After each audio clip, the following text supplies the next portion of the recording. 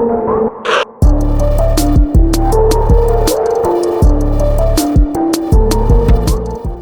going on, good people? What's going on? This is your boy Casey Fowler, one half of the Fowlers podcast, host of the Melanin Warriors podcast, bringing y'all yet another episode of Melanin Greatness. Today we're going to talk about the Attucks Guard of Virginia Militia back in the 1800s. So let's go ahead and jump into this one. So the Melanin Militia served as part of the Virginia State Militia from 1872 until 1899. Melanin warriors of this era still fought in all of America's wars, the French and the Indian War to the Civil War, even though the General Assembly had prohibited melanin people from carrying firearms, whether free or enslaved. The first melanin militia unit to form in Virginia was the Attucks Guard. There's Attucks. Sound familiar, doesn't it? They were established in Richmond, Virginia in 1870.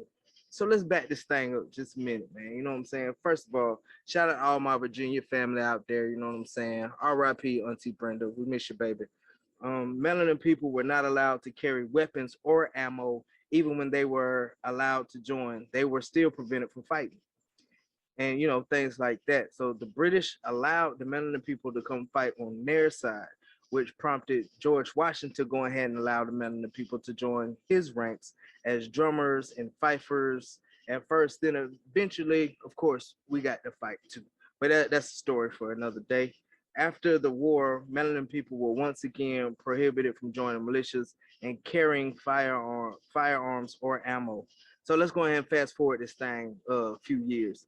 So after the major American wars, shout out to the Buffalo Soldiers, by the way. That's another episode for another day. We just got so much greatness, man. You can't put it all in one episode. But some melanin soldiers create unofficial militia units. The definition, by the way, of a militia is a military force that is raised from a civil population to supplement a regular army in an emergency.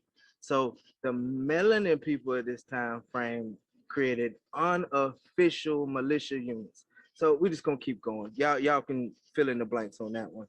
Um, some of them did it for self-protection. You know what I mean? They even marched in the Emancipation Day parade. So May 1867, Major General John M. Schofield ordered one of these melanin militias to be disbanded when members refused to obey the segregation laws with a car. I don't know, but y'all know history how that thing went. So the Attucks militia was born from this. They were named after the first melanin martyr, Crispus Attucks. Remember him, guys? In 1872, the General Assembly authorized melanin units to join a new militia that included the Attucks Guard. People worried that there was going to be violence with the melanin and Caucasian militia, but they were kept separated. Segregation was still a thing back even then. So, they kept them away from each other. The melanin militia did not have the same financial backing of their counterparts, so they were first to drop out of the Virginia militia. The first of these militias being the Militia Guard. Me again, ain't it? They were eventually activated during the Spanish-American War and joined other melanin soldiers to form the Six Volunteers or the Immune. So they called these guys the Immune because they believed that the melanin soldiers were immune to all tropical diseases. But eventually, they challenged the racial treatment that they were getting when they were stationed in the South. It was said that they were stealing, getting drunk. Somebody fired a weapon in which one Caucasian man was hit and later died. But you already know how that goes. But to avoid a greater risk, the governor left the melanin companies out of the Virginia volunteers. And eventually the militia sort of kind of disbanded and everything like that. But that just goes to show my melanin people that we do have a history of so many things that are not talked about in history. You hear about militias and everything like that in your history books from the American Revolution, but we had several militias and we took part in several of those fights also. Like I mentioned in the martyr of the American Revolution, y'all go ahead and check back for a couple of old episodes.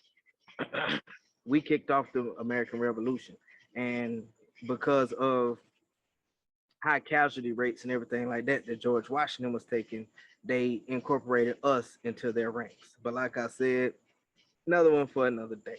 So, example of us, my people. You know what I'm saying?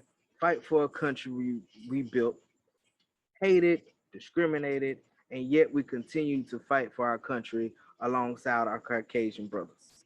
Politics and racism, which was a huge factor at this time, did not stop our ancestors, these melanin militiamen, uh, from fighting. They truly, truly were melanin warriors. So remember, guys, if you don't stand for something, you're gonna fall for anything.